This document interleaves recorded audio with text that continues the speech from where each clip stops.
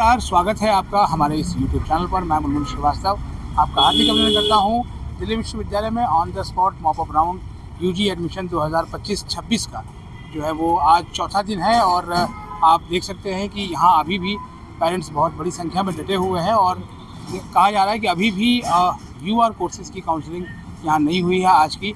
आप देख सकते हैं स्क्रीन पे मौजूद है हमारे साथ प्रोफेसर राकेश पांडे, और राकेश पांडे का नाम जो है वो जब CUT 2022 में आया था उसके एक साल पहले से था। उन्होंने कहा था कि बोर्ड्स के मार्क्स में डिस्पैरिटी को दूर करने के लिए CUT हो, लेकिन अब CUT तो अपनी जगह पर है, CAS उसके बाद आया और आप दिल्ली विश्वविद्यालय की एडमिशन प्रक्रिया को हम देखते हैं कि ये अभी भी जो है वो सिमटने का नाम नहीं ले रही है और अभी भी बड़ी संख्या में यहाँ पर सीट चाहने वालों की संख्या है जो पूरे देश भर से आ रही है। अब क्या कहेंगे प्रोफेसर राकेश पांडे? स्वागत है प्रोफेसर राकेश पांडे, नमस्कार। नमस्कार। आप मुस्कुरा रहे हैं, क्या कारण है? नमस्कार मुनमुन जी, मैं मुस्कुरा तो रहा हूँ लेकिन मुझे समझ आ रही है बात कि ये जो जिस मकसद से CUET लगाने की बात हुई थी शायद वो मकसद पूरा होता हुआ मुझे नज़र नहीं आ रहा है। जो परेशानी थी, क्योंकि मैं हमेशा से ये कहता आ रहा हूँ कि जो जितनी सोच समझ रिसर्च इसके पीछे जानी चाहिए थी इतने बड़े सिस्टम को चेंज करने के लिए, वो ढंग से गई नहीं,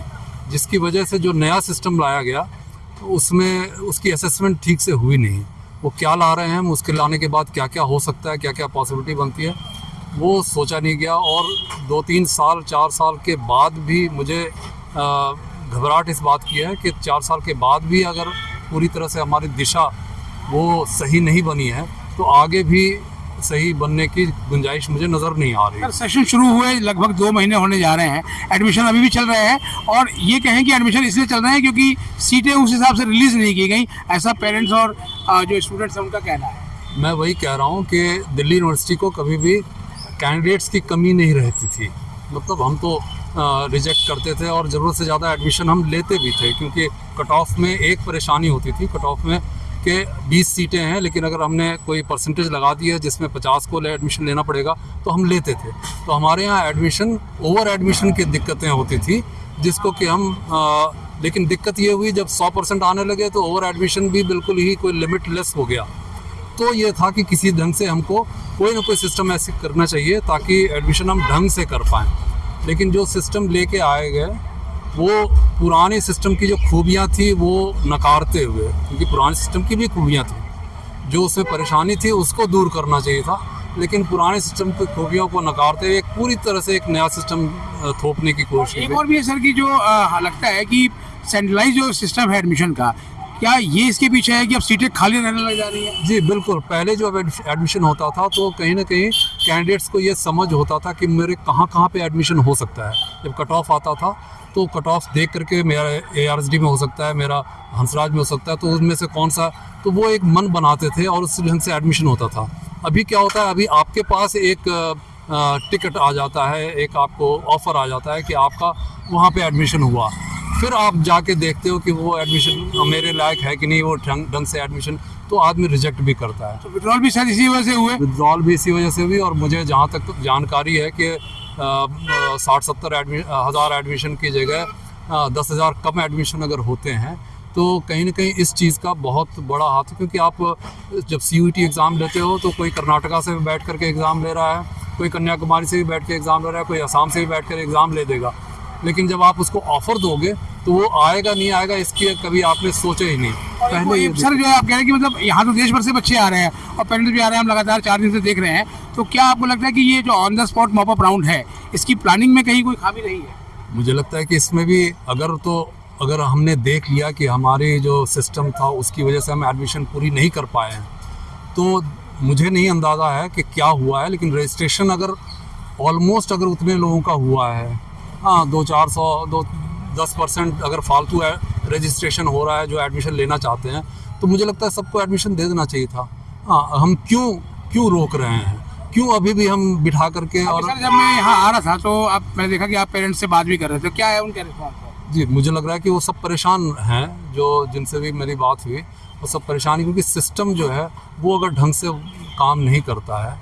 आजकल ऑनलाइन आप CUET भी ऑनलाइन कर रहे हो, सब कुछ ऑनलाइन कर रहे हो, लेकिन ये परेशानी आपने ऑफलाइन कराई है, फिज़िकल परेशानी हो रही है। यहाँ पे जो आ रहे हैं उनको ये नहीं पता कि मेरा एडमिशन होगा या नहीं होगा, ये स्थिति ठीक नहीं। यहाँ पे जो आए उनको पता होना चाहिए मैं एडमिशन हो रहा है, और ज़्यादा भी एडमिशन हो जाए आप उनको एडमिशन लेकिन बुलाया तो सर इनवाइट भेज के था। तो इनवाइट भेज करके, अगर इनवाइट भेजा था तो उन्हीं को भेजना चाहिए था जिनका एडमिशन आप लेना ही लेना है। अगर ऐसा नहीं भेजा, यहाँ भी आपने सिलेक्शन ही करना है, तो फिर तो आपके सिस्टम के कमियों को ही ये उजागर करता है। एक चीज़ और भी सर जो है वो कैंडिडेट्स ने कहा कि जब सीट देनी ही नहीं थी तो बुलाया क्या?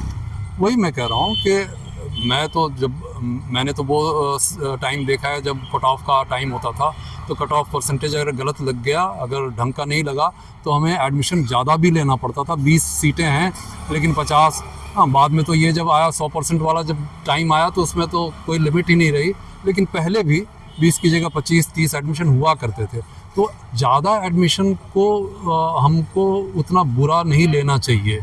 हाँ, बहुत ज़्यादा एडमिशन हो तो फिर बुरा होता है। तो क्या सर ये जैसे आपने कहा ज़्यादा एडमिशन, एक बार मान लीजिए ओवर एडमिशन हो गया तो उसके बाद जो है वो यहाँ पर क्या बहुत इंची टेप से नाप के सीटें दी गई कि लास्ट में खाली पड़ गया? मुझे लगता है कि ऐसा पता नहीं है, अंदर की बात मैंने तो कई बार ये भी पूछने की कोशिश करी है कि कैसे हम एडमिशन लेते हैं। मांगा था आपने, मुझे लगता है जी, कैसे हम एडमिशन लेते हैं, ये बिल्कुल इसको ट्रांसपेरेंट तरीके से हमें ओपन करना चाहिए।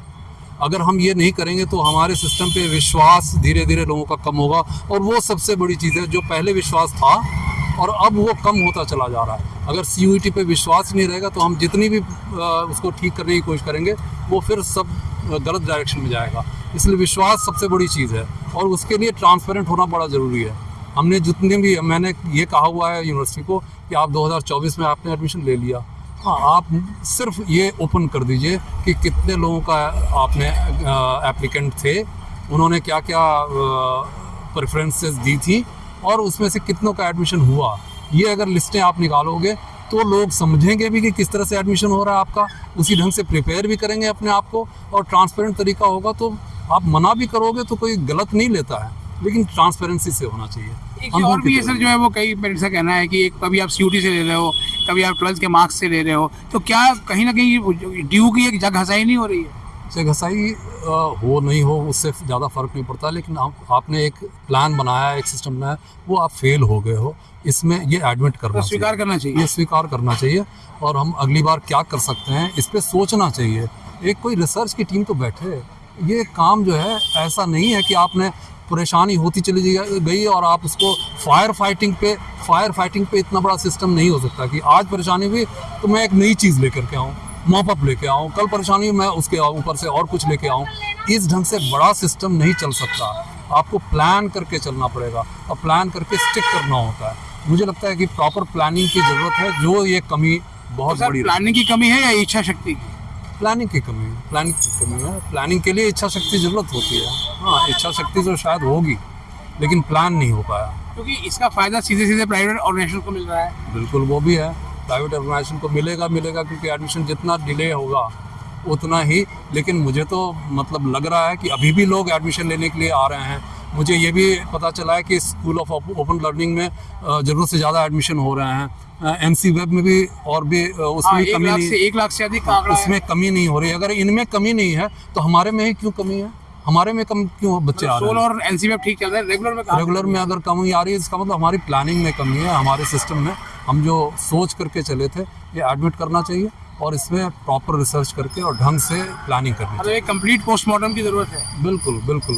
ये गलती कहाँ हुई? जी, और तभी वो प्लग इन होगा। ये ऐसे फायर फाइटिंग से नहीं होगा कि आपने सब कुछ गलत हो गया, आप क्या करें जी, तो मॉप अप कर लो, अब क्या करें तो ये कर लो जी, बगैर रजिस्ट्रेशन वाले को भी ले लो, जिसने CUET नहीं लिया वो भी दे दो, तो आप फेल तो हो गए। ये तो आप एडमिट करा रहे हो, और आप नहीं एडमिट करोगे लेकिन दुनिया देख रही है, तो वो उस पर सिस्टम पे कॉन्फिडेंस कम होता है, जो हमको नहीं होता। सर यहाँ भी कह रहे हैं कि ड्यू इज डिस्ट्रॉइंग।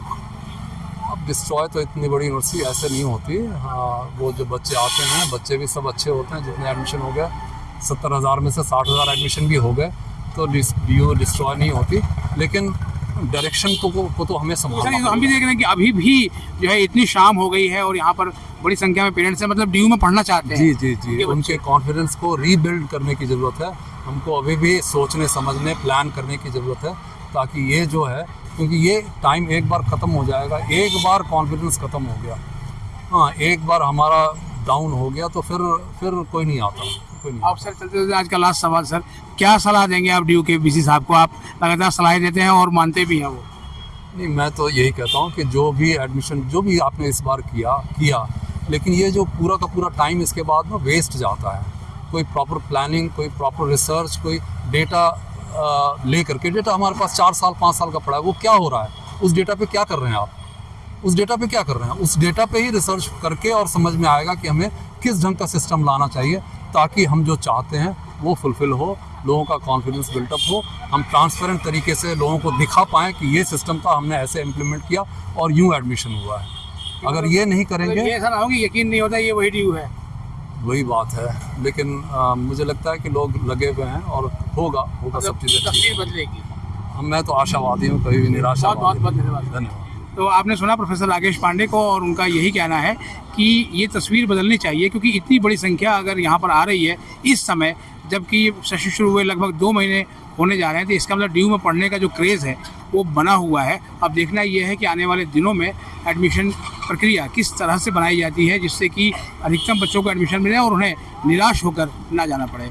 हमारे चैनल पर नए हैं तो चैनल को सब्सक्राइब कर लें और इसे अपने दोस्तों के बीच शेयर करें। मिलते हैं एक और एपिसोड के साथ, तब तक के लिए नमस्कार, धन्यवाद सर। धन्यवाद।